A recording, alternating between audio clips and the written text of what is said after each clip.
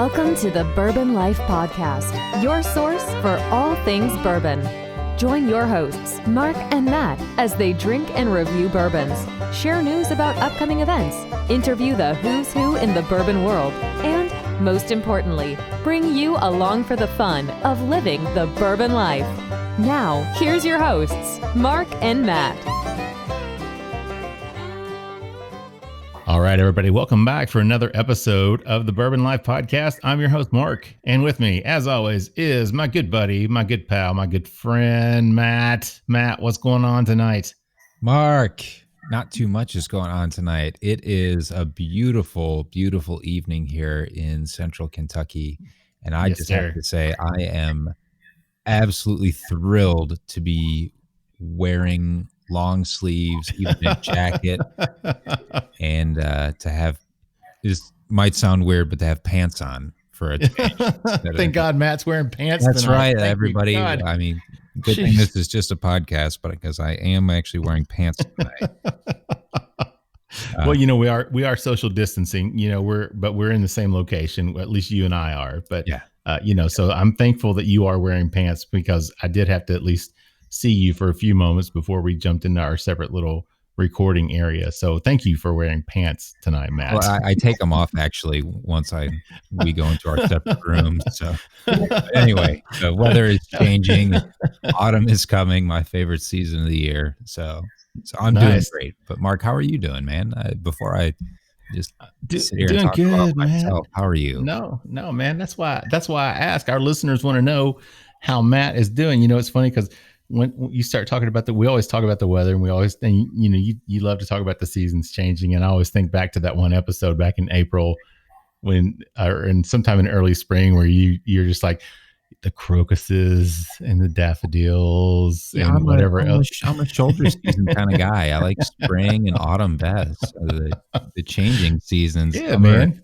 Summer and winter have their place, but anyway. Yeah, well, we were up at a lake over in eastern Kentucky this past weekend, and you know, you can start to see some of the leaves are starting to turn in different locations. Not a whole lot yet, but you can start to see it happening, man. So fall and the temperatures obviously here, man, it was like 48 or 50 degrees here in Lexington last night, this morning. So it was, I know. I was up running this morning. 5 a.m. Crazy, man. Crazy.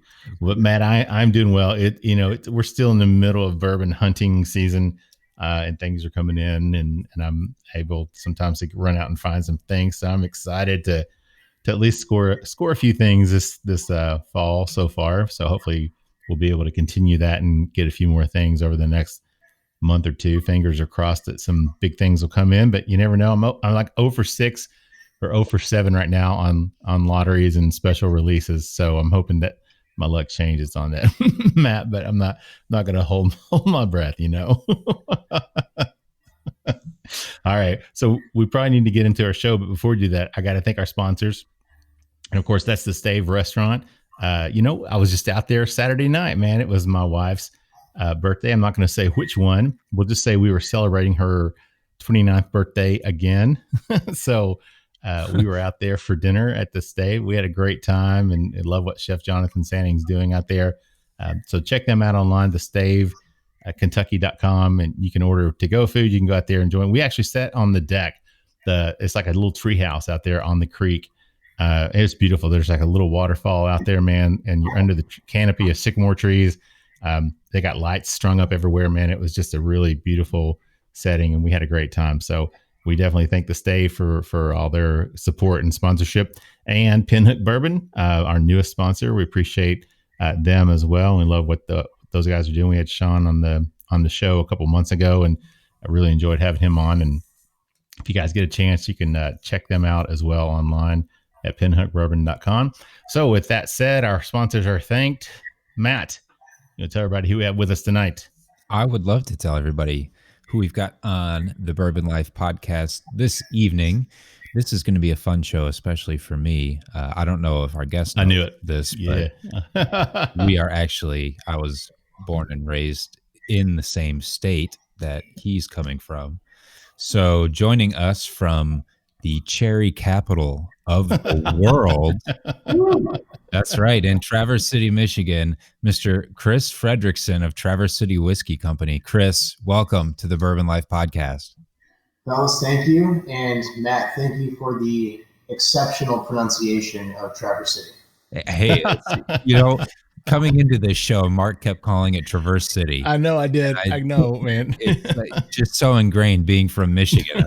It's Traverse City. I didn't even have to Matt, twice. I don't know how many times today I even did that, talking to my wife and just looking at other things. And I kept in my head even saying Traverse City. I'm like, no, damn it. It's not Traverse. It's Traverse. And I knew it was Traverse. But I'm glad I got you here, you Michigonians, Michiganders to keep me square. Well, Chris, welcome to the show, man. We're really excited to have you on tonight. Cool. Yeah, thank you. Good to be here. Great to be here. Yeah, definitely. Well, I'll tell you what, let's real quick because we have a bad habit, Chris, of jumping in and talking about stuff. And then we forget to talk about what we're drinking until about 15 minutes into the first episode. So let's talk about the first thing we've got poured up tonight. And I believe we're just starting with the Kentucky Straight Bourbon. So do you want to tell our listeners a little bit about what we got here tonight, Chris? Absolutely. So to clarify, it's actually not a Kentucky Straight Bourbon. It's a straight bourbon whiskey. Sorry about that. That's all right. That's all right. That is on tours and such through our facility. That is the most common question we get. Like, how are you making bourbon outside of Kentucky? And I know we all know that answer, but it's amazing how back in the 70s and 80s, or whenever that PR push came to fruition, how that influenced the world and how everybody. There's just millions of people that still believe that bourbon has to be made in Kentucky. Right.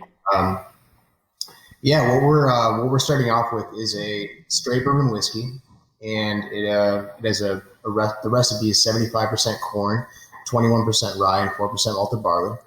Oh, okay. This is the first expression that we actually started our company with back in 2011, and it's kind of been the building block for a lot of our products. And the reason we're starting with the bourbon, one, it's the first product we made, but also it's a really nice way to warm up the palate. Sure. So, it's bottled at 43% ABV or 86 proof, and okay. This was actually our poster child for the first 5 years of us being in business. Okay. I guess the big pro to the straight bourbon, it is aged about 38 to 42 months, so almost 4 years. Okay. And it's hyper versatile. So it's really it is a really great balance between cocktails. You can sip it neat on the rocks. You can sample it across many different types of whiskey lovers. It's soft. It has that lovely, warm vanilla oaky balance without being too aggressive or overpowering. Gotcha. Yep. Yeah. Matt, what do you're over there sniffing on it. What do you think about it so far? What are you picking up on? I definitely get the vanilla. I'm getting the vanilla and the oakiness coming across on it that you were talking about, Chris. Those are the first two that come through, and it's I'm surprised to get as much oak out of this as I am. Yeah, I agree with that too, Matt. I was kind of surprised, and especially at 86 proof, because usually when I think of 86 proof, I think of something that's going to be, I don't know, I don't want to say lighter, but that's really the only way I can think to describe it. That it doesn't have as much of a, the scent isn't quite there. The nose isn't quite, like if you're drinking 107 proof or something like that. But this one surprisingly has a lot of nice flavors that come off of it. That oak as well, the vanilla on the palate. I think that was a surprise to me, because again, when I think of 86 proof, I think of something that's going to be very, very light on the palate, and something you're going to drink and it's going to kind of dissipate quickly. This one, Matt, for me, it does not. What about you? That's good. I love a high rye, as we all know. Yes, we know. Bourbon Life Bingo. There you go. Fill in your square. Matt's got a high rye bourbon to drink. Yeah, this is great. I'm getting the nose as I started to go at it a little bit more, Chris. I was picking up like graham cracker and a lot of baking spice, and the baking spice is coming through on the palate, and I get a lot of like caraway and cinnamon, allspice, like all those great baking spices that I really enjoy to get when I taste rye and think of a rye or a high rye bourbon. This has all of them there. Yeah, I absolutely echo the graham cracker. I get the graham cracker on the front of the taste, and then in the finish, those baking spices really come through. Yeah. Yeah. And I like that. I mean, I like the kind of the spiciness that I get on the finish as well. Yeah. And again, man, this does not, it does, to me, it doesn't drink like an 86 proof bourbon at all. And not that there's a problem with the 86 proof bourbon, but I'm another Bourbon Life Bingo. I'm a high proof bourbon drinker, so normally I want something that's going to be 100 or plus, or higher. But man, this is for 86 proof. I'm really surprised how this drinks, Chris. So this product, this is sourced, is that right? Or is this your product as well? Or what's the combination on that? Yeah. So this is a blend. Okay. And we'll talk more about the blend in a bit. Sure. The blend actually relates to the same recipe, but it relates closer to a different product. Okay. So the bourbon is actually the foundation for 5 of our whiskeys. Okay. Primarily the Triple X Straight Bourbon that we're drinking now, but more importantly, I guess, our cherry whiskey.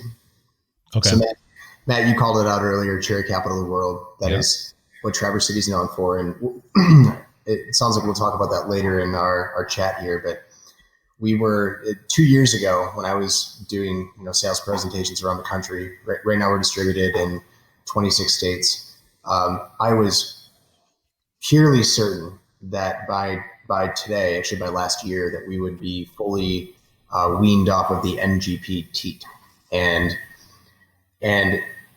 everything was going to plan. Our sales forecast was, it spoke to a great, elegant transition, and then the cherry whiskey just took off, and that's pushed us to rely on kind of that contract produced recipe longer than expected. Mm-hmm. Gotcha. More to come with that, but yeah. So this is a blend of our distillate and MGP distillate. Okay. Yeah. And are both yours and MGP, are they about the same age coming across on this blend? Yeah, roughly. Okay. Yep. There's it always depends on the batch. I think you guys are probably sipping batch 17 or 18, but we actually have 16. I've got the bottle here. I don't know if that changes. 16. Okay. Yeah. So that's going to be heavier R distillate than MGP, but yeah. Gotcha. Yep. So go ahead, Mark. Well, I was just going to say, I mean, I didn't want to sidetrack. I before we really go down on the bourbon trail here, I was going to have you just kind of tell people a little bit about who you were and who you are and what your past has been and how you got into the whiskey and bourbon industry, if you don't care to do that. No, that's a great question. So I have two business partners that started the company with me back in 2011. We all have completely different careers prior to TC Whiskey.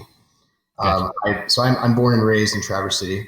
My father is a 3rd generation cherry farmer. I grew up working on our cherry farm, and at the age of 11 through probably 17 or 18, realized that cherry farming was not the life for me.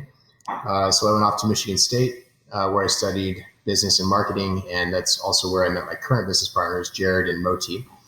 And fast forward 4 years, my father and I were out on the farm and found a set of my great grandfather's distilling patents that were ironically patented during the U.S. Prohibition. And I was working in management consulting at the time. My business partners were both practicing attorneys, and we were whiskey nerds. We back in the day had this group before whiskey groups were like a bigger thing, called the Bourbon Trust.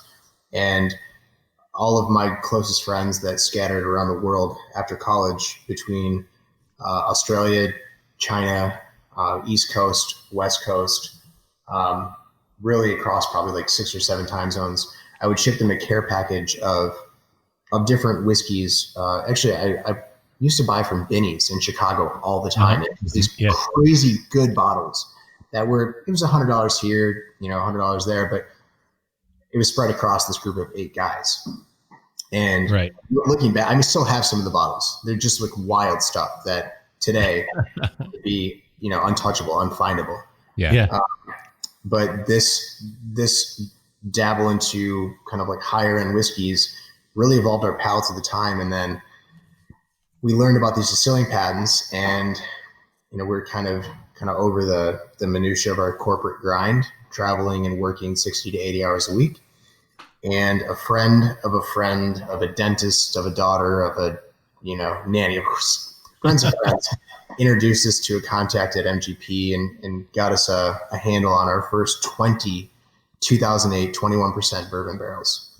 And we were still working full time at the time, but, we partnered with a producer in Michigan to bottle our 4-year bourbon. We sold our first bottle in July of 2012. And by the end of the year, we kind of realized that we were onto something with just the timing and success of the Straight Bourbon, which is what we're sipping on right now. Right. And within 6 months, we quit our full-time jobs, and we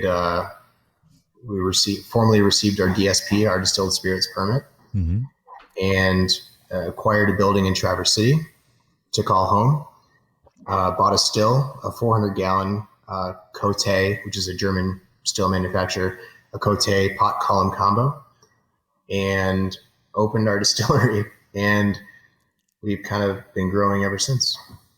Yeah, well, I've been familiar with you guys for several years, and you guys are all over Instagram. So it's like you guys are kind of cult heroes on Instagram. So it's really cool to see how that's developed and how that's grown. And so it's just you and a couple of friends, and you found these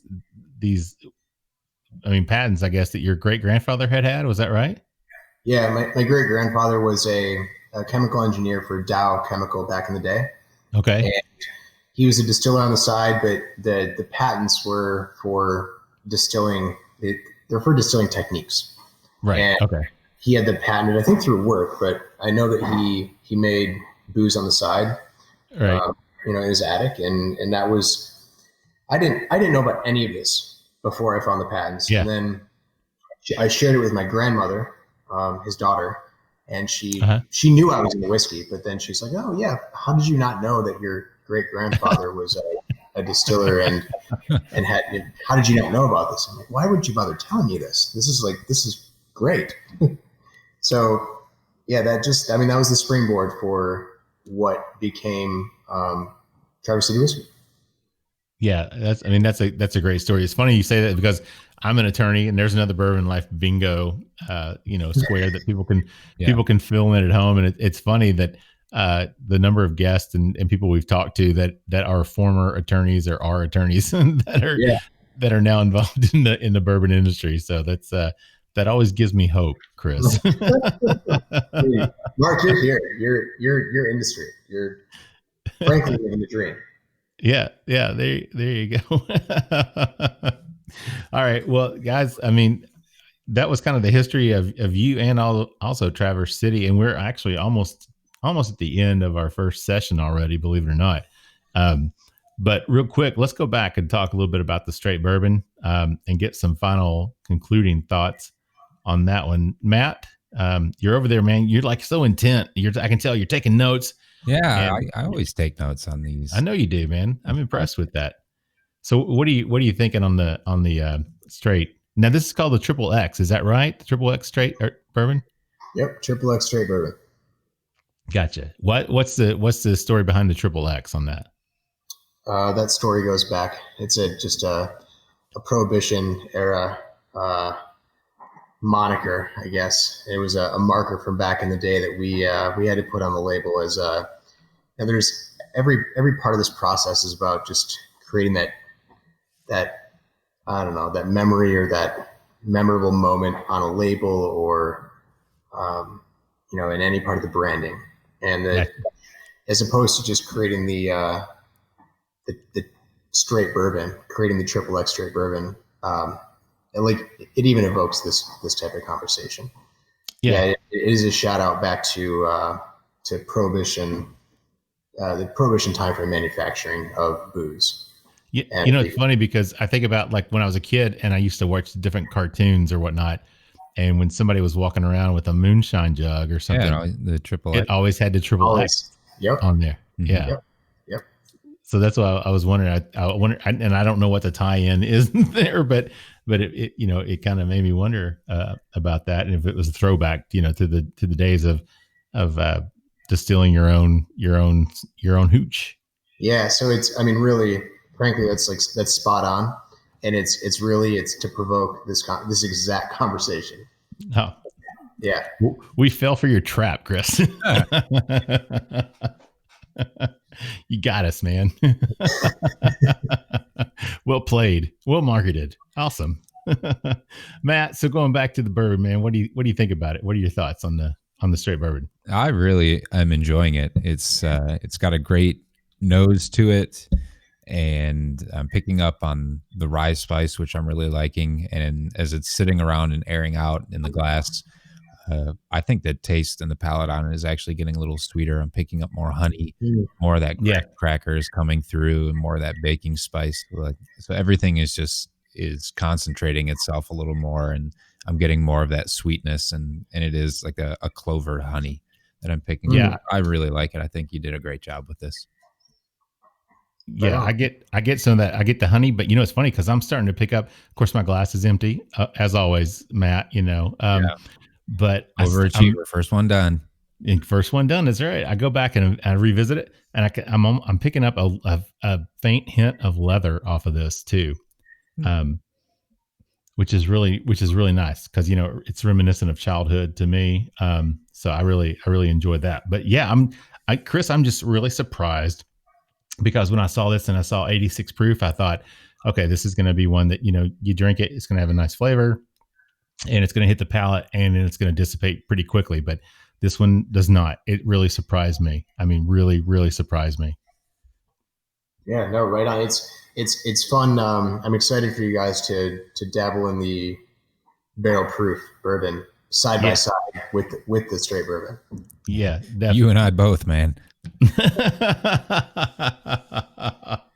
Well, I'll tell you what we'll do, Matt, since we're at the end. Well, for me, this one's 2 thumbs up. I enjoyed this one for sure. And not that we do the thumbs up rating system, but it seems like we always say that, but yeah, I definitely enjoy this one. And this was, so Chris, real quick, what would retail be on this on a bottle? Yeah. Retail on the straight bourbon is right around $30, somewhere between 30 and 35, depending on the state. Yeah. That's a great, that to me, that's a no-brainer. That's an automatic buy for me. Yeah. I took the words out of my mouth right there. No brainer. No brainer. All right. Well, we'll wrap this first session up, and we'll get a word from our sponsor, and we'll be right back with a little bit more with Chris Fredrickson from Traverse City. Yeah. Nailed it. We'll be back in just a second. Thanks. Hey, Bourbon Lifers. When you're out hunting for those hard-to-find bottles or just enjoying the distilleries of Central Kentucky, you're going to work up an appetite. And when it's time to refuel, we suggest that you visit our good friends Rebecca and Eric Burnworth at the Stave Restaurant. Located at 5711 McCracken Pike in Millville, Kentucky, close to Castle and Key and Woodford Reserve, the Stave Restaurant is just off the beaten path, nestled on the banks of Glens Creek. Chef Jonathan Sanning prepares amazing food each day featuring an elevated Kentucky-inspired cuisine. You can take our word for it. The food alone is worth the trip to the Stave. With a full-service bar, great bourbon flights, and signature cocktails, the Stave is the perfect place to catch up with friends after a fun-filled day of touring the local distilleries. And you can even purchase bottles of bourbon to take home with you while you're there. Make sure to follow the Stave on Instagram and Facebook at The Stave Kentucky, or visit them online at thestavekentucky.com to stay up to date on everything that's going on. The Stave Restaurant is a bourbon lover's paradise right here in the heart of bourbon country. All right, everybody, welcome back for session and/or round 2 of the Bourbon Live podcast. I'm your host, Mark, and with me again, thankfully he stayed around. He put his pants back on. Is my co-host Matt. Matt, what's going on? Hey, not much, Mark. That's right. The pants are back on for this one, but who knows what'll happen after session 3. So anyway, that's right. I'm back. Mark's back, and most importantly, Chris Fredrickson of Traverse City Whiskey is back with us for session number 2. Chris, welcome back again to the Bourbon Life podcast, and thanks for sticking around this far. Yeah, fellas, thanks. It's been a challenge, but we're here. Yeah. Chris, just to make sure, we hope you're wearing pants as well. Of course, we can't see you, so it doesn't matter, I guess. But hopefully you're wearing pants over there. So, are you kidding? In the world of like Squadcast and Zooming, pants have become like the least important thing in everyday life. As optional as it gets. Yeah. So now you're up there in Traverse. See, I'm getting it, man. Traverse, you're in Traverse City. So what's the weather like up there? Just out of curiosity. Yeah, it's back and forth these days. Mm-hmm. We've almost hit freezing the last couple nights, but today is 75. The colors are changing. We're approaching what we call the color tour, where all the trees transform over the course of a week, and it's beautiful. Wow. Yeah. Very nice. Well, we go a little bit slower down here. We won't hit our color peak, until probably mid to late October. But we got down into the 40s last night and the night before, man. But I know we're nowhere near. We were talking off site there just a few minutes ago, and you guys, you're right there on Lake Michigan, correct? Yeah, you got it. Yep. Yeah. So you guys definitely get the weather up there, I'm sure. So if you're planning a visit to Traverse City, do not do it in January. That's what Chris warned us, right? Chris was warning everybody. So Chris, how does the weather and the climate up there play into your aging process? Yeah, that is a great question. It's actually, it's why we've kind of developed this slogan or this moniker for Traverse City Whiskey called the Whiskey of the North. Mm-hmm. So we do have crazy fluctuations in weather. Like I said, last night was mid 30s. Today was close to 80 degrees Fahrenheit. And that fluctuation, along with the high relative humidity, it's this constant flux, high and low. Our rack house is, we open the doors almost every day, open the windows every day. And so our rack house is it's a concrete rectangle. And during the winter months, the outward wall of the rack house completely freezes over. Like there's a layer of ice on it. And that more than regular fluctuation of temperature leads to this more rapid expansion and contraction of the whiskey in the barrel. And so, to us, the Whiskey of the North is really a reflection of the climate up in northern Michigan, and that flux, and kind of the barrels stick it out and deal with it. And it's very interesting because the two strange things happen up in Traverse City with the barrels. One, it is extremely unusual for us to open a barrel that is greater than 116 or 117 proof. Yeah. We lose alcohol before we lose water, right? So there's in a barrel there's alcohol and water. That's it, right? And typically there's a new school of thought that suggests that water plays better with wood than alcohol. So historically, every distillery will use a higher entry proof in the barrel because you have to buy less barrels and it's just more economical. But now, knowing that water plays better with wood, we've actually dropped our entry proof. We do barrel. We were barreling it closer to 125 like everybody else in the country. And we've found over the course of years of aging up here that we were losing alcohol first. So, even though traditionally, down in your neck of the woods, down in Lexington, Louisville, Bardstown, you'll open barrels that are north of 130, 135, really hot. we have not achieved anything greater than 118 proof up in Traverse City, even with an entry proof of 125. Huh. Mm-hmm. Yeah. Very long-winded answer, but no, that's really cool. Cause that was, we kind of, we don't want to say we fly by the seat of our pants here, but there are certain questions we want to ask. And that was one of the questions that I was really curious about, is how that weather affects what you guys are able to do and the whiskey that's in your barrels up there. So your rick house is block. Is that what you said? Yep. Concrete block. Do you have, you don't have any climate control in it then? It's just open. Nope. No climate control, open. There's really great airflow. And the second part of that I was going to share is, because we have this regular expansion and contraction, due to the temperature, we track the barrels every few months, probably once a quarter through their life cycle. And it is amazing how much fluctuation we get from one year to the next. So, we have whiskey that's pretty old in our warehouse that we've been sitting on for 5, 6, 7, 8 years. And to track it through its life is so unusual, because some years it's fantastic, and other years you're like, what happened? Did we ruin it? And then the next year it comes back and it's a honey barrel. You're like, what? Oh, how did this happen? That's got to be terrible, to be able to walk through your own warehouse and just randomly drill holes in bottles and sample the bourbon. I can't just imagine how awful that must be, Chris. But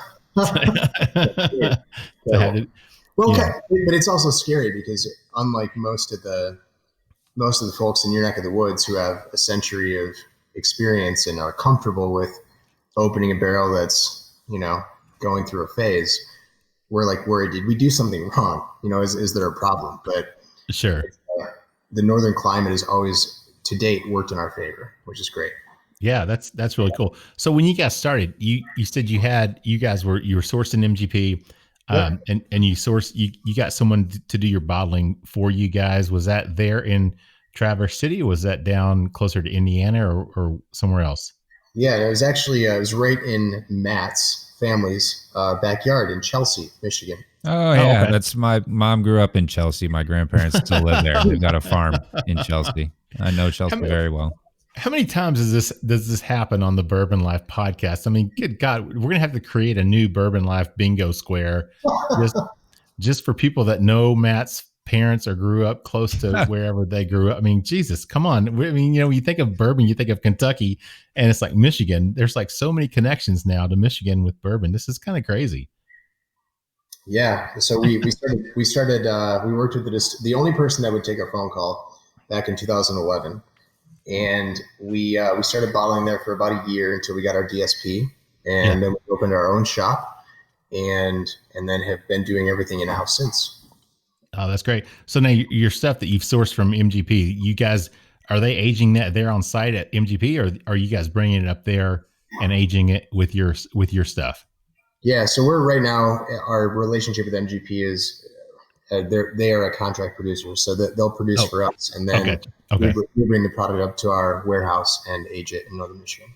Okay, I gotcha. Okay, yeah, that makes sense. Yeah, I was just kind of curious where those barrels, if everything's aging up there with you guys right now, or so it's all going through the same cycles. Do you guys, in terms of loss, I mean, do you have a percentage that you guys are losing on barrels, or is there a standard, or is it just fluctuate depending on what's going on? Yeah, no, it's, I'd like to believe that there's a standard, but that's not reality. A lot of that standard is based on the cooper and the quality of barrel. We were, at the time, we felt like we were in a tough position back in 2015 when there was that shortage of oak in the market. And as we were distilling, we needed, we had to have somewhere to put the distillate. And our only option for a cooper that we could find at the time was with a cooperage down near you called Canton Cooperage. Okay. And we were paying more than double to work with Canton. And it was scary at the time. They told us that we were investing the Ferrari of barrels. And it so turns out that they weren't lying. Canton has been kind of our saving grace with the rye that we'll get to in a bit. Okay. But our distillate sat for about, between 2 and 3 years and tasted like a 4-year-old rye. Wow. And Wow. yeah, just because of the investment in the higher quality 18-month air season barrels, fantastic cooperage. But the fact is that our loss is really dependent on the cooper. There's the good, the bad, the ugly, and it's been interesting following each cooper and each recipe through its life cycle. Yeah, I would say, yeah, that's always something I find interesting is, the barrels, the wood, the char, how it affects your product. Do you guys have a set char that you guys use on your barrels, or is it just you vary that with the cooper? Yeah, it's varied. It's always between 3 and 4, and the idea is, we know with a lot of these products that they're either getting blended or they're being pushed into the single barrel circuit. And because of that, we wanted some variety, because at the end of the day, that's the exciting part about the experience is tasting this, tasting that, and then finding that, like you said earlier, like that honey barrel that's sure maybe at the right elevation in the warehouse, that happened to be the right cooper, the right char, and then that sweet spot, right? Yeah. All right, so we did what we said we weren't going to do. I knew we were going to do it too. We forgot to say what we were drinking, Chris. And I told you, man, the first round we said that's why we jump in and do it, because we get so involved in our conversations that we completely forget. So this session, we are actually drinking the Barrel Proof bourbon. So do you want to tell everybody a little bit about what we've got here, Chris? Yeah, so this is the same whiskey that we were sipping on before. Okay. The difference is the age and the proof. So at this point, the Barrel Proof Bourbon is 100% sourced MGP bourbon. Okay. It has an age statement of between 5 and 6 years. And, well, it has some accolades that the straight bourbon doesn't have. So all this is, I'm assuming this is non-chill filtered. Is that right? That is correct. Yep. Yeah. Okay. I'm going to say, because I can, you get that oiliness on the glass and you can kind of taste it as well. But I just wanted to make sure before I said something. But yeah, that's what I. The barrels that make up the Barrel Proof Bourbon have been with us for at least 5 years. And last year at the San Francisco International Spirits Competition, this product did win a double gold and best in category. Nice. And 2020, it won a gold. So back-to-back years, it's been, I guess, appreciated for the higher proof, well-balanced spirit that it is. If you have the bottle proof bourbon and the barrel proof bourbon next to each other, there's just in the nose alone, it's a dramatic shift. Yeah. I agree. That's and I'm glad you said that, because I poured myself a little bit of that straight bourbon since I had cleaned my glass earlier. I just wanted to make sure that I had a comparison. And yeah, I mean, and Matt even said in the break, we were looking at this in terms of the coloration. Oh, the color on them is like night and day between the two. This Barrel Proof has such a beautiful amber copper color. I don't know if I've seen bourbon in this dark, rich, almost like orange mahogany color before. It's gorgeous. Yeah, it really is. And the nose, there's a considerable difference. The straight bourbon has it's sweet. It's a nice smell, but man, the nuances that are coming off of this Barrel Proof though. Matt, what are you getting off of that? Well, the first thing that I got that I wasn't getting off of the straight bourbon whiskey is a nuttiness. I get a nuttiness on the noses, which is really, really inviting. Not like a peanutty bean kind of nuttiness, but something else, or more like pecan.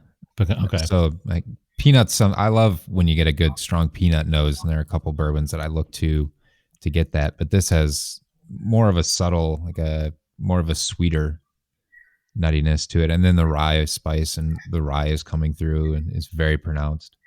Yeah. And the palate on this one, man, I love it, Chris. When you take that sip and it's like, you're drinking a barrel proof. And like I said earlier, I'm a barrel proof fan. And this one just hits the right notes for me. And it's got the higher rye. So you get that spiciness, but you still get that sweetness that you anticipate from a bourbon, from the corn.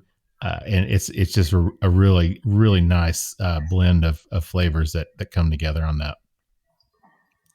Yeah, it's hard, especially, for me personally, it's the nose that gives it away. So when you put your nose in the straight bourbon, it is lovely, but the complexity that comes through in the barrel proof, to me, it's overwhelming. It makes me want to encourage more people to develop their palate enough to enjoy something that's a little bit higher proof. Yeah. Yeah. Now it's a barrel proof, but is this, I don't want it to sound stupid, but this is blended, or is this? It is. Yep. So this is not a single barrel. It is, it's a blend of a few barrels. Whereas the straight bourbon is our kind of one of our leaders in distribution and is a blend of between 5 and 8 barrels, depending on the batch. And the barrel proof bourbon that we're sampling now is a blend of usually about 3 barrels. And it's a little more tailored to the enthusiast. Okay. And this one that we've got, Matt, I think, was this 116.6? I think that's what I've got on my notes. Yeah, that's correct. So 116.6.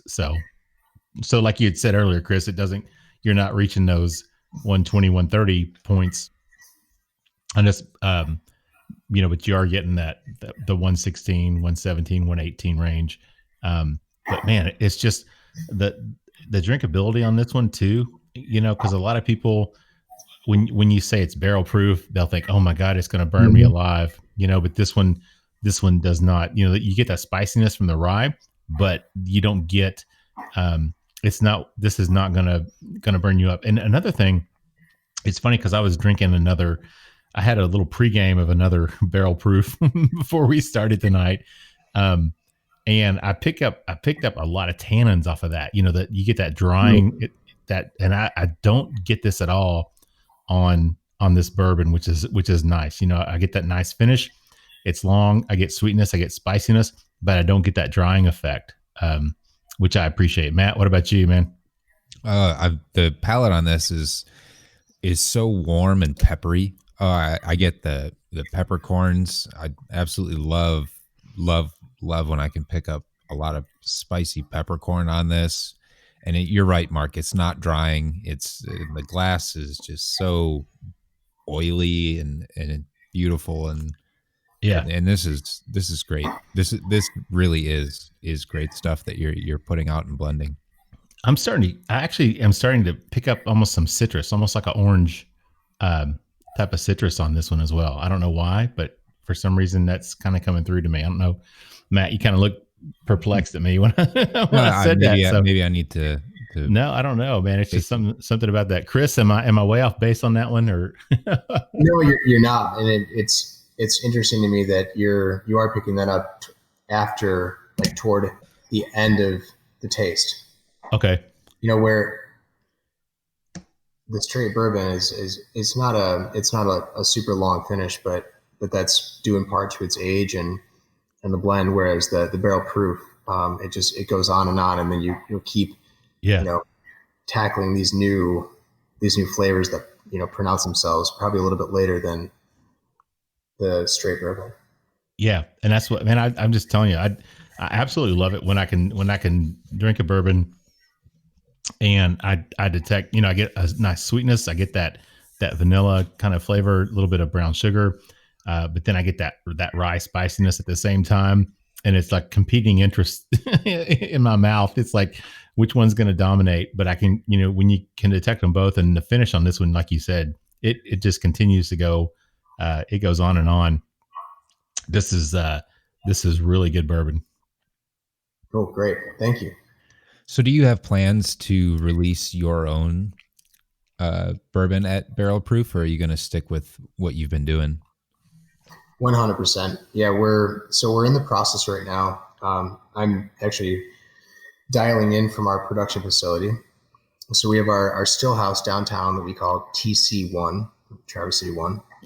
Our production facility that we call TC2, which is where we house all the barrels. We have our warehouse and do all of our bottling. Mm-hmm. And then our new distilling campus that we call TC3. And we were supposed to break ground on the new campus in March, and then pandemic. And that's been delayed a good 6 months. We're picking that up next week or the week after. And we're hoping to have our new facility open in for Memorial Day 2021. And that will take, right now we're producing about 3 barrels a day. And our new distilling system will be capable of up to 67 barrels a day. Oh, wow. Wow. So the answer is yes. We will absolutely be releasing our own, core distillate with probably a bottle proof and barrel proof, but it will take us a few years to get there. Yeah. But until then, you're obviously going to be in a position where you can keep putting these out, blending what you got, and putting that out. So, man, just long enough to stay alive until the new system is online. Mm-hmm. So I've got a quick question for you, and I don't know if it's a quick question or if this is going to take us down a road here. Yeah, you started in 2011, and you said you got your first products out in 2012, and that was all stuff that you had sourced. Yep. So a lot of distilleries and master distillers, or whomever we might talk to that we've had on, while they might be aging their bourbon, they're putting out a gin, they're putting out a vodka, they're putting out other spirits, but you all are just whiskey, correct? 99% correct. Okay, 99% correct. So how has this stuff that you initially started with that was all sourced, how can you kind of compare and contrast that with what you're putting out now, because you have some of your own distillate in there that you're blending with a little bit of source? And I'm curious how it's changed. And obviously those first barrels that you're putting out weren't all aged up at your facility, since you were just breaking ground in 2011, you had product out in 2012. And so now that you've got everything aging up there, and it sounded like at first you were barreling a little hot at 125, and maybe now you've turned it down as you've found more stuff out about the character of your aging process. So like, how is Traverse City whiskey, the product, changed? And I'm sure that you all have changed with it as well. So could you just give us a little rundown on things from, first barrels out and bottled up using out of Chelsea to where you are now, where you all have some of your own stuff coming out and you're still blending and you're learning more and things have changed? Yeah, so that is an extremely loaded question. and I'm gonna try to break it down in a structured way. But so first of all, the initial distillate from MGP, the 2008 bourbon, is fantastic bourbon. We still have some inventory that goes back to that. It was after the first 20 barrels, but the very quick backstory is that we invested in the first 20 barrels. We sold through them, had one more opportunity to invest in another 40. And it was an all or nothing type of situation. Mm-hmm. So we invested in the 40. We produced most of them, held on to some of them.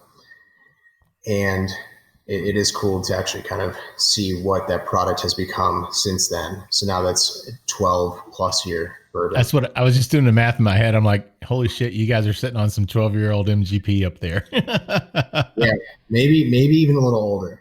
Man. But that older MGP, the recipe is fantastic. It is creme de la creme on the market. No question about it. In terms of what we started producing, we started talking about the Kelvin opportunity. So Kelvin cooperage was the first cooperage that we started working with. And with every consult that I've had with industry veterans, this philosophy of what makes good whiskey, the answer being good water and good wood. And because we've invested in the wood and we have great water, the end product of that has been exceptional. So there's been this, we've overinvested in wood at nearly, 2 times the cost. And we've also contract produced with MGP with a more traditional bourbon barrel. And the two kind of have run alongside each other to create the product that we've been drinking tonight. And in addition to that, we have the other 1%. I said 99%, not 100%. But the other 1% has been this combination of both apple brandy, because we make fantastic cherries in Traverse City, but alongside cherries, we also make amazing apples. And so 4 years ago, we started making apple brandy and then resting the apple brandy in our used bourbon barrels.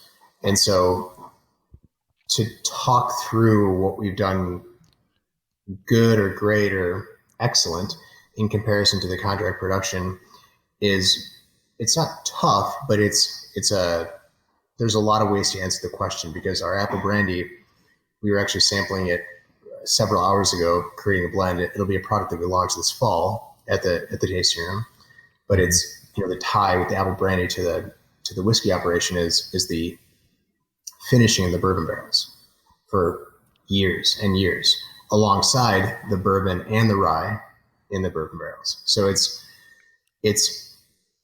been neat having this product that's, outside of Tennessee, outside of Kentucky, that is maturing in a very similar fashion, but with the Four Seasons and with a different cooperage than I don't know anybody else that has been using Canton, but again, Ferrari.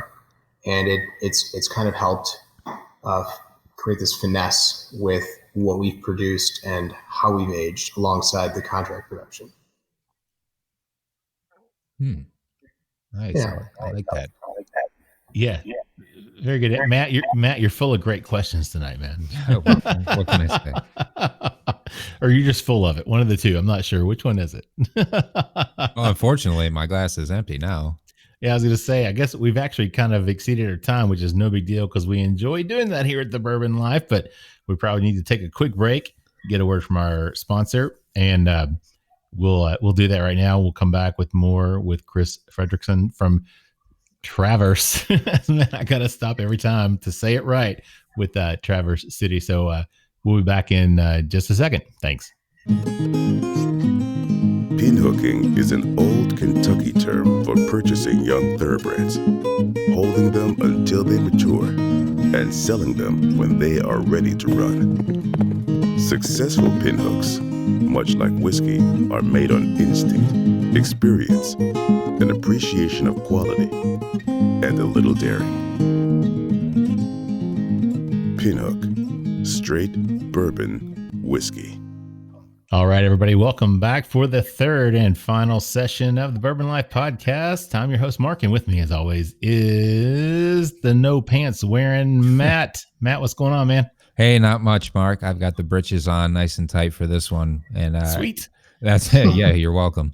I got to say, as always, you've made it this far. So stick around for the exciting conclusion. And you better hold on to your britches, because we're bringing you not just session number 3, but we've actually got a little session number 4 coming up in this one as well. We're going to be sampling 2 here with Chris Fredrickson of Traverse City Whiskey up in Traverse City, Michigan, the cherry capital of the world. Chris, you've made it this far as well. So welcome back to session number 3 of the Bourbon Life podcast.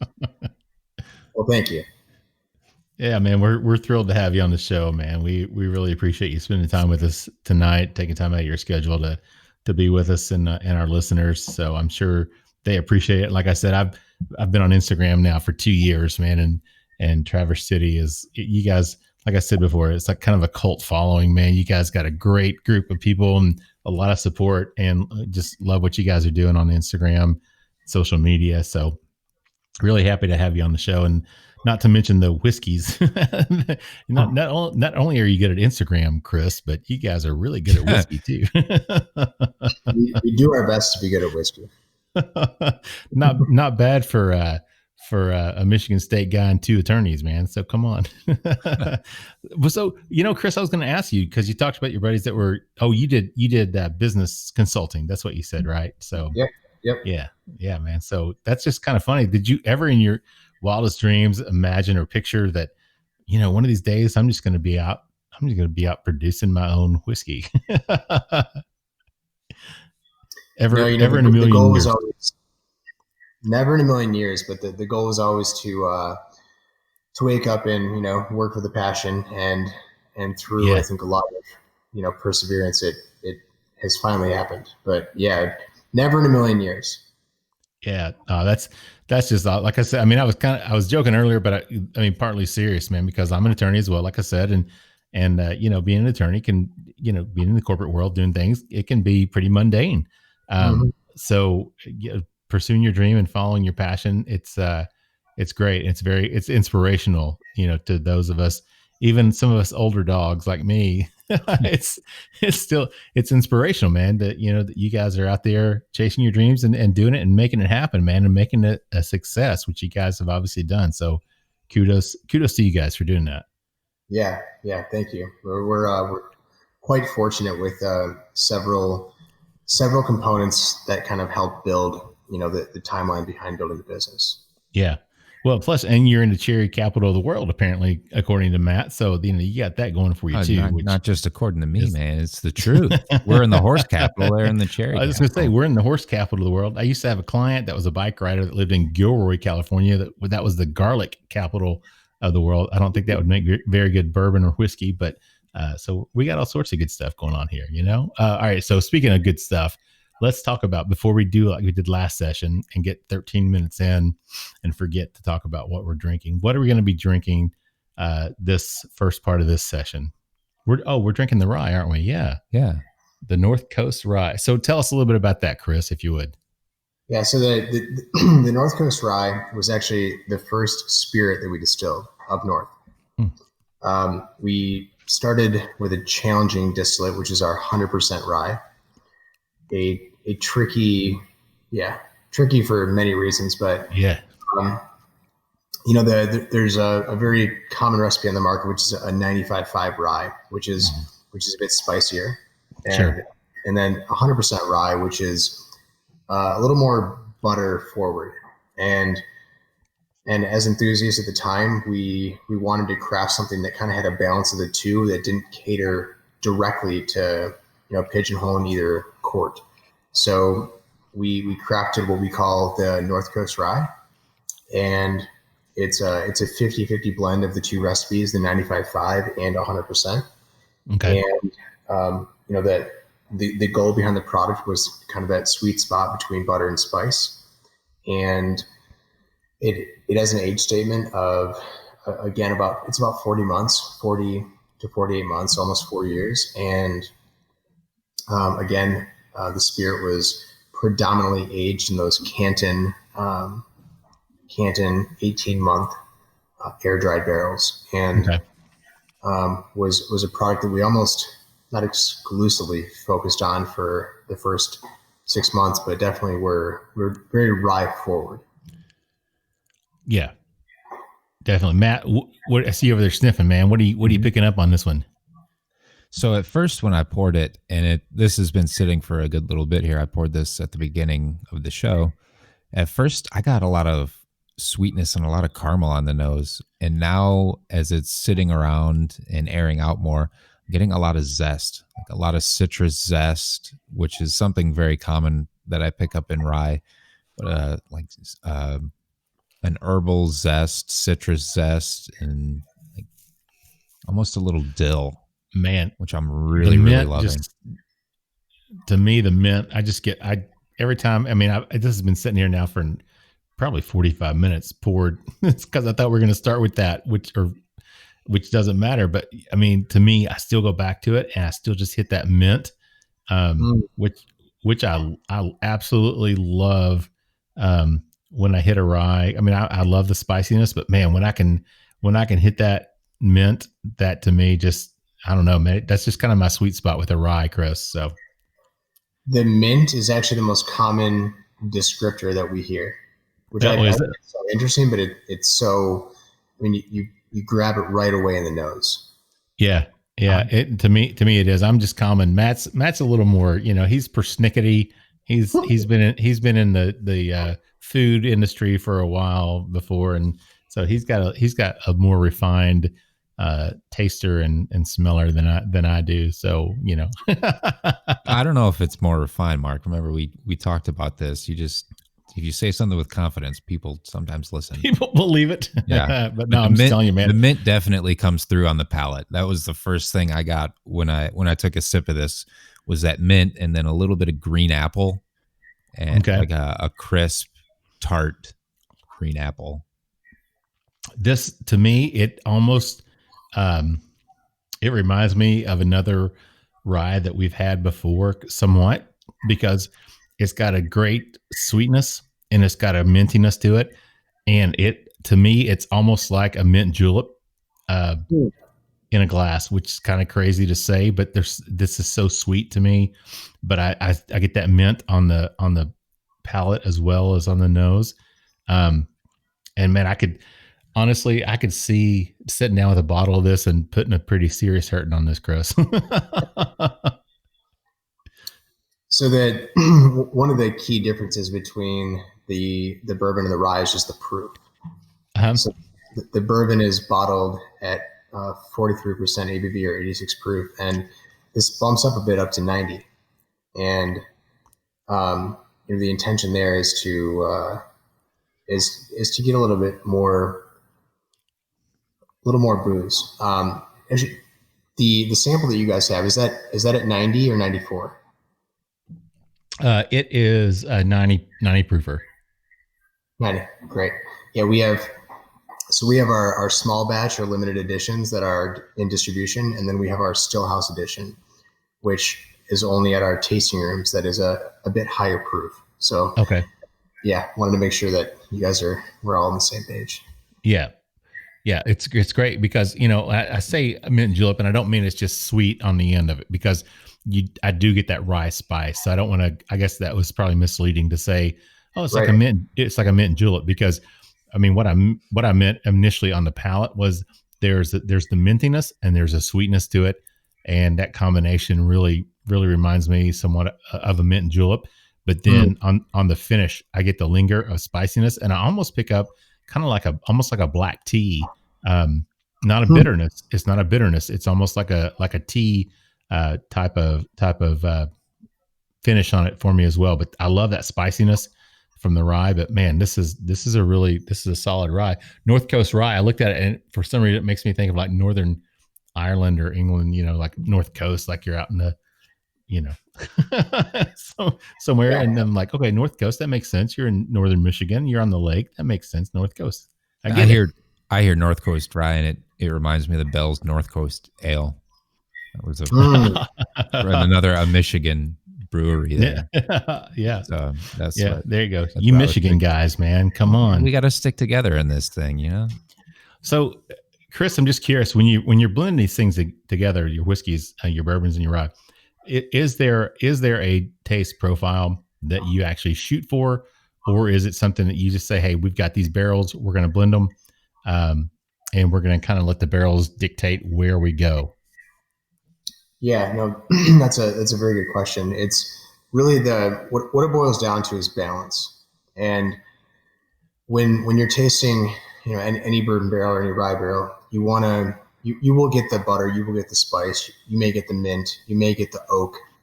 The goal is to have balance between all products. And so really the focus is on teasing out different flavor profiles that marry well together. And we do have a formula that we abide by, or try to, use our taste or our nose to guide us to the finished product. But we don't just open barrels and put them in a tank. It's a very selective process. Sure. That incorporates different elements, different sensory elements that build a well-rounded, robust finished product.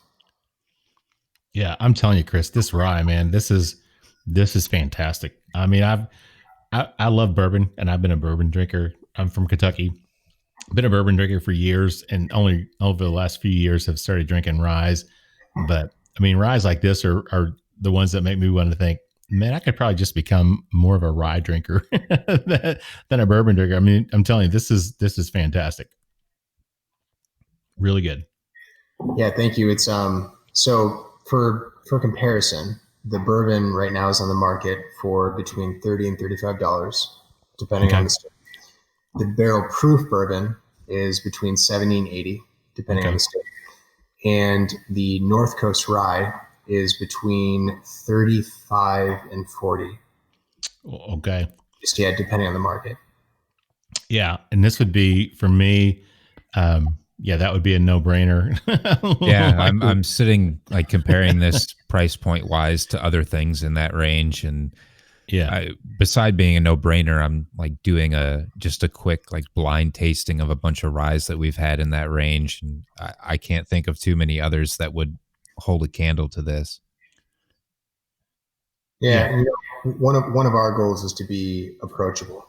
At the end of the day, we don't want to scare anybody away. The last thing that we want or need is somebody to try one of our whiskeys and be turned off by it. Sure. And be aggravated that they spent $50 to $60 on a 3 or 4 year old rye or 3 or 4 year old bourbon.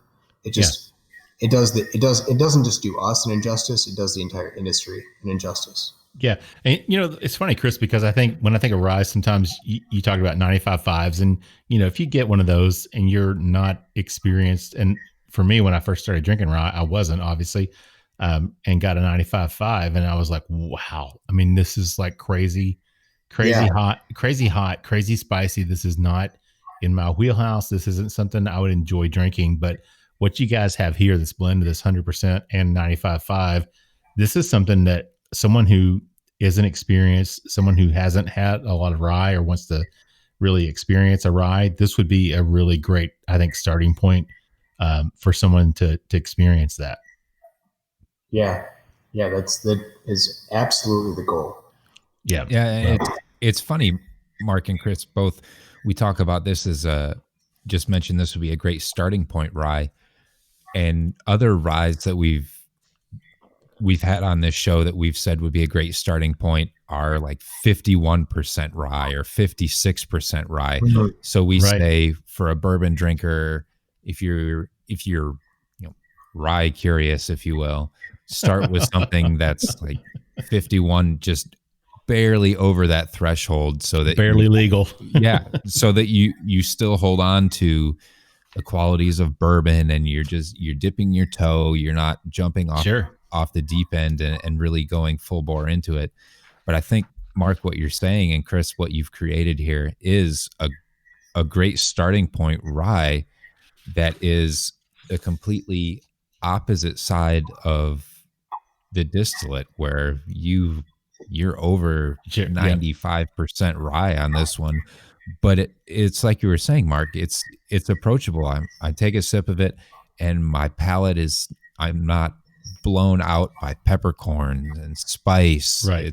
It's got the subtleness of the herbaceousness and the zest that I'm picking up, and the mint is coming through, and there's even some of that sweetness that you would get from the barrel char coming into it and the interaction with the barrel. So this is really fun and really interesting to taste a rye that is very approachable, and a price point as well.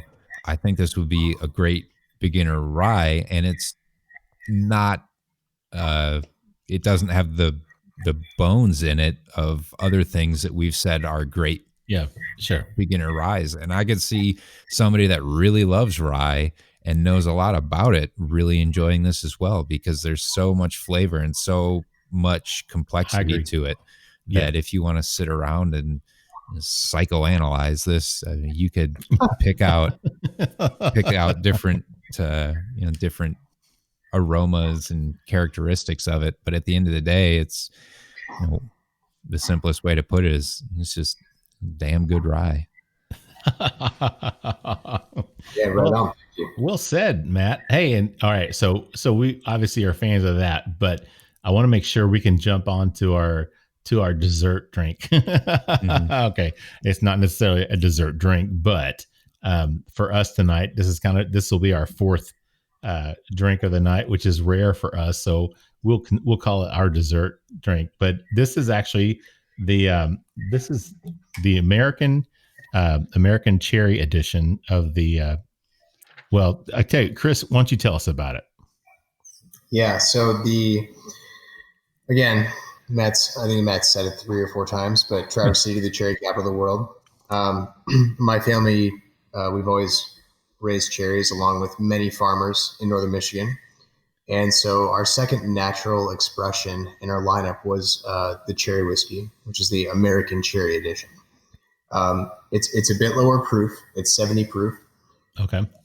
The intention of the cherry whiskey, actually the intention of all of our whiskeys that aren't like direct, that are not direct versions of themselves, like the port barrel finish, right? It's a finished bourbon.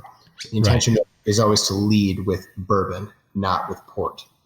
And the same philosophy applies to the cherry whiskey. We crafted this back in 2013.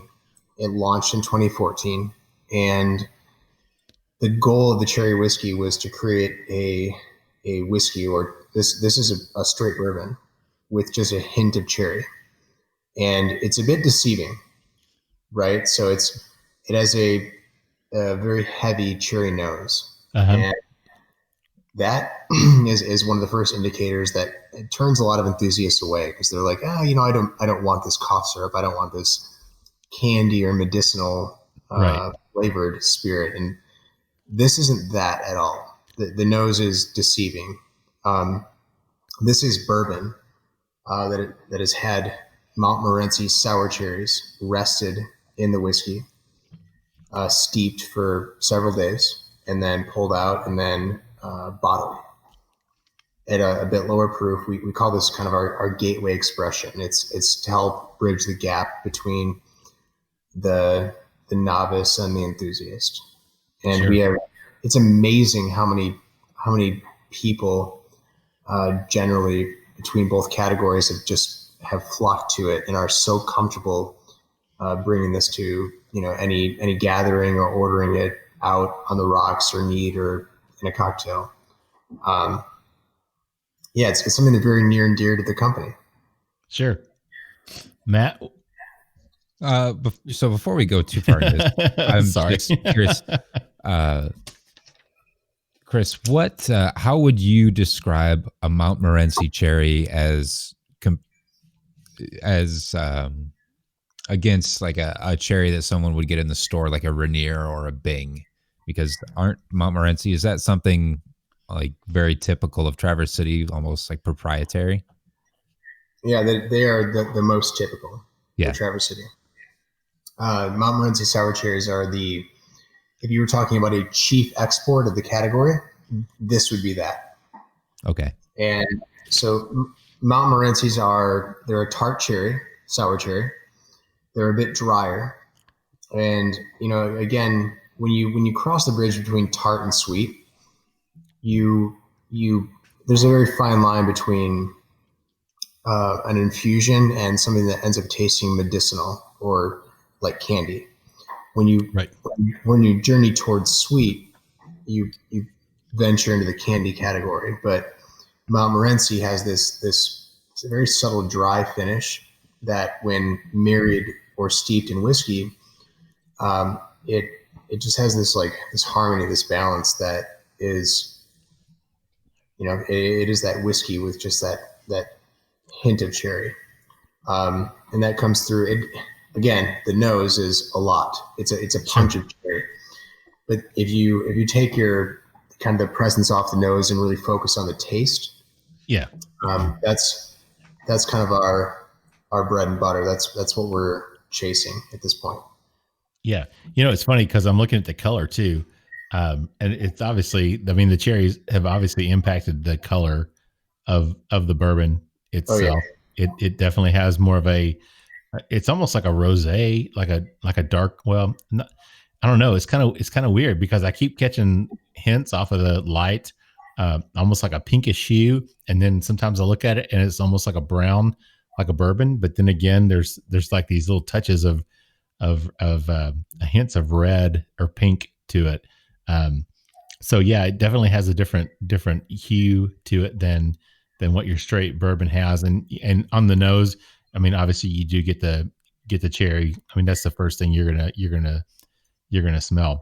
Mm-hmm. But to me, on the palate, it really goes a lot deeper than that. You do get those bourbon flavors, and you get that cherry mix with it, but it's not medicinal. I don't pick up. And I've read some reviews, Chris, and I've seen some people that have said medicinal or like cough syrup or whatnot. And I don't agree with that. To me, it doesn't have that flavor, that type of flavor to it. To me, honestly, this is like drinking a chocolate covered cherry. To me, because for some reason I'm picking up hints of chocolate in your bourbon, and I don't know why, because I didn't pick it up in the straight bourbon or even the barrel proof, but with this cherry hint of flavor to it, to me, it almost picks up a chocolate covered cherry type of flavor to it. So, Matt, what about you, man? The nose is definitely cherry. Chris, you said it for sure. It's cherry, but it's not medicinal. It's not Ludemans. Right. It's not NyQuil.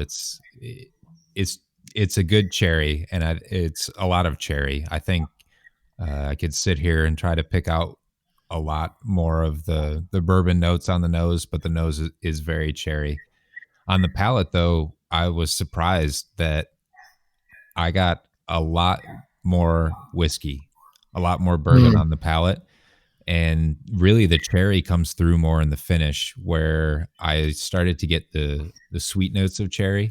And then as the finish kept rolling on was when I got more of the tartness and more of the sour and more of the actual flavor of the Montmorency cherry in it, and not the sweet medicinal, right? Think of like cheap maraschino cherries that you would get on an ice cream sundae. And that's the finish to me was more where the cherry comes through. And then as the bourbon itself, the interaction between the oak and the barrel and the cherry in it, they play really well together. Yeah, agreed. And I think I mentioned this to you guys earlier, but right now the cherry whiskey, it is the best-selling craft spirit in the state of Michigan. Wow. And it's one thing that we appreciate about the cherry whiskey. One, it's something that has helped define who Traverse City whiskey has become.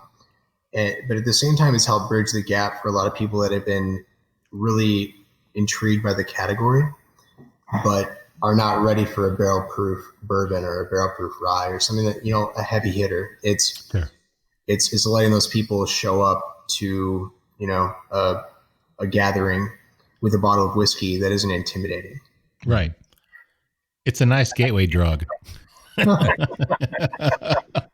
Mark, I couldn't have said that better myself. I mean, it really is. I mean, I could see myself, honestly, like I said, to me, I don't know why, but I pick up hints of chocolate on this, Chris, on that finish. And I get that bourbon. I mean, my tongue is still got that kind of a tingle of a bourbon finish, which I like. So obviously, you can detect that rye, that spiciness a little bit, but it's kind of tamed down with the sweetness and maybe even the sourness of the cherry. But I pick up a little bit of chocolate for some reason. And maybe it's just because I detect the cherry, maybe my mind is putting in that chocolate with it. But man, I swear it's like drinking a chocolate covered cherry to me. And I could see this one going down pretty easy too. Yeah.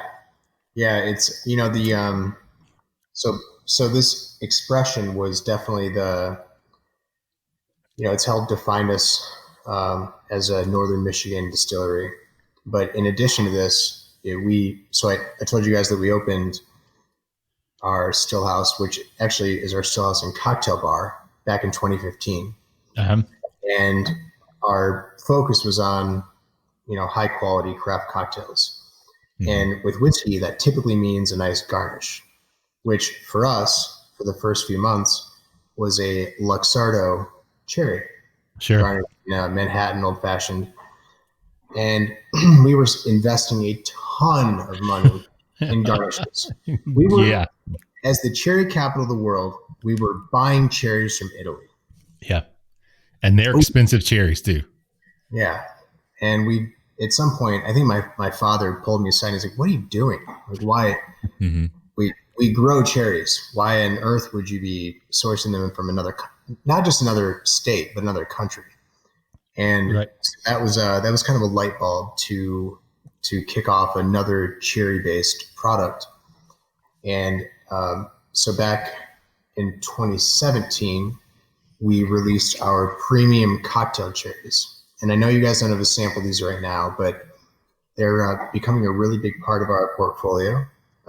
They were our first non-alcohol based product, and they were a leading, I guess, what do you call it? Amazon's Choice on Amazon. Oh, nice. Yeah, and we put them into distribution, and now we bottle. We make a lot of whiskey. We make a ton of whiskey. But we almost make as many jars of cherries as we do bottles of whiskey. So it's this weird niche category under the TC, or the Traverse City umbrella, that's become kind of part of our livelihood. And, without going into too much detail, the cherries that we make, these premium cocktail cherries, are they're a Balaton sour cherry. And that is the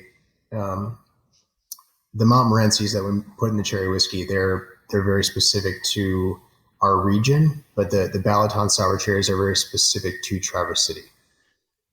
Okay. They were birthed in Hungary back in the 1800s, and then fast forward, I think probably 60, 70 years, they came to northern Michigan, and they're almost exclusively grown in Traverse City at this point, or northern Michigan. And we put them in the market. They are a fantastic alternative to Luxardo. Okay. And not to be a hater, but a lower cost, higher quality version of leading imports on the market. Yeah, because I'll tell you, I'm tired of paying $20 a jar for Luxardos. Jump on Amazon, $16. All right, I can handle that, and it's plus, it's from somebody I know. See, that's a good thing. So now it's somebody I know, because I used to drink my whiskey, my bourbon straight, my rye straight, neat. Yep. But I do enjoy an old fashioned. If I'm going to make a cocktail, it's going to be an old fashioned. And Luxardo has been the cherry of choice, just to go in that as a garnish. But well, I'm happy to know that. So now I'm going to have some other cherries to put in my old fashions, Chris. Yep. Perfect. Yeah, Chris, thank you for bridging that. Chris, you and I were talking kind of in between the break here. And when I got to tell our listeners too, so my mom can hear this. But when I told my mom that we were having you on and we were having Traverse City Whiskey on, of course, they first got all excited. And she called me back a few days later because she had found this article all about your cherries. And she said she acted like one of your spokes. I thought she was paid off by you, because she sat and talked to me for about 10 minutes about your cocktail cherries and this article that she read and all the things that you can put them on and the things you can do. And I told her, well, that's awesome, Mom. We're going to have them on the show. I'll look forward to it. And she said, if you have to ask about those cherries. So I thank you so much. Yeah. My mother is forever in your graces for bringing up those cherries, because she told me, if you want to know everything you can do with your cherries, ask my mom, because ask your mom. You go, she told me all about it. Well, now I have to apologize to Matt's mom, because I've said a few bad words every once in a while. So if Matt's mom's listening, I'm very sorry for using any language that's offensive. It's the bourbon talking. It's not me. Okay. So So that's what happened. So, all right, Chris. So let me ask you real quick, because obviously we've run over just a little bit, but we don't really care. But we want to make sure that we kind of touch on everything. So distribution for you guys, where can people find you guys? Where can they find your products? Yeah. So right now we like to say that we're on all coasts, East Coast, West Coast, the Midwest Coast, or the North Coast. Nice. Yeah. Down in Kentucky, Tennessee. Yeah. And even down Florida, Texas. We're in total or through most of the country. And we also have a location finder on our website. So you can look for a bottle nearby, check that out. If you're looking to have it shipped, there's plenty of options online. And then if you're looking for the cocktail cherries, jump on Amazon, jump on our website. We can get you a jar of fruit in about 2 days. And that's tcwhiskey.com, right? tcwhiskey.com. Yep. And then on Instagram at tcwhiskey. Yeah, I was gonna say, like I said, I have followed you guys for almost 2 years now. So, and I love your Instagram. And people obviously love you guys too, which is great. I mean, it's pretty amazing, the number of posts and things that I see about what you guys are doing up there. So that's really cool. So, Chris, anything big, exciting, new that you can share with us and our listeners? Anything coming up that you want to kind of maybe hint at or tell us what's going on? Yes. So what I'll leave you with is the biggest investment of our time right now is going into TC3, our new distilling campus and our new distillery. We're building the largest family-owned distillery north of Kentucky, up here in Traverse City. Wow. We're hoping to open Memorial Day 2021. Of course, there's a lot of uncertainty these days, so sure, kind of a moving target. But we're really big on what we call Northern hospitality. We love sharing experience. We love sharing everything that we invest our life into. And what I'll leave you with is, if you're in town, look us up. Please come by, check us out. Let us share what we do with you, and let us spend the time and invest in your experience with Traverse City Whiskey. Yeah, that sounds great, man. Matt, look at Matt. He's like, man, I got to get home. No kidding. They want to share the experience. They want to share their ice fishing shanty with you. I mean, they want it all. Yes. Yeah, man, that's I watch that. My son watches that show, Northwoods Law, where those guys, they're always out patrolling the guys that are out on the lakes that are frozen over, and guys are putting the little shacks out there and drilling holes in the ice and living in their shacks while they fish. So that's what I want to experience, that while drinking some really good Northern bourbon and rye. There you go. Well, Chris, man, we really appreciate you hanging out with us tonight. We've had a great time and really enjoyed the stuff that you guys sent to us. Really, really good. Like I said, I'm a high proof bourbon drinker, and that barrel proof was right in my wheelhouse, man. That was delicious. But even the rye was great. That's an easy sipper. The straight bourbon was another easy sipper, and 86 proof really surprised me. And the cherry whiskey, the cherry flavor. I'm sorry, I don't want to say cherry flavored because it makes it sound like you added flavoring to it. So infused, your cherry infused bourbon. I hate to say it, but I don't know. I've drank about half the little sample bottle. Put a licking on her. Man, that is so good. I'm just telling you. Holy cow. That's great. And that would be, like you said, that would be a great introductory bourbon, just to kind of bridge that gap for people that are curious about getting into bourbon, but aren't ready to make that full jump into it. That would be a great product to have. So before we wrap up, Chris, anything else you want to add or tell our listeners? No, I think we covered most of it today. I just, I really thank you guys for spending the time to hang out. And again, when you make it up north, I really hope that you come hang out with us. Yeah, Awesome. Matt, what about you, man, before we wrap it up? Anything else you want to add? Chris, thank you so much for being on the show with us. It's always great for me to talk to someone from the home state, and the fact that we got to discuss the cherry. We brought into conversation Chelsea, Michigan. And not only that, we got to try some of your products, which we are super appreciative for and can't say enough great stuff about. We really thank you for taking the time and taking care of us tonight and for being on the show. And to all of our listeners out there, thank you for taking the time to listen to us. We hope that you're enjoying what we're putting out for you and sharing the bourbon life with you all. And from the bottom of our hearts, thanks for everything that our listeners are doing for us. And drop us a review on iTunes or wherever you get your podcasts at, or reach out to us on Facebook. We have the Bourbon Lifers is our Facebook group. We would love to interact with you all more, or get some questions, or feature some questions or anything on our next podcast. So thank you all so much. Yep. Well said, Matt. And with that said, I got to thank our sponsors again, which would be the Stave Restaurant out in Millville, Kentucky, located right there between Castle and Key Distillery and Woodford Reserve. You guys are out on the Bourbon Trail in Central Kentucky. You definitely need to stop by and see Chef Jonathan out there at the Stave Restaurant. Man, I'm telling you, the food is incredible. And you can buy bottles out there too. They have bottles of bourbon and wine and whatever else you can buy and take with you.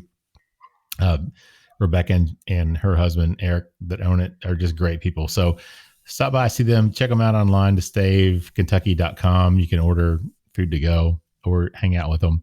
And then also Pinhook Bourbon. We appreciate their sponsorship as well, and the bourbons and ryes that they're putting out.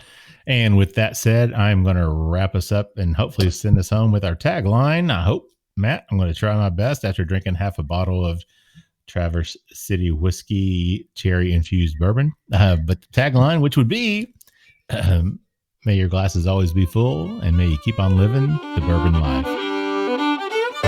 Thank you for joining us for this week's episode of the Bourbon Life Podcast. Our mission at the Bourbon Life is simple: to share our passion for all things bourbon with you every week.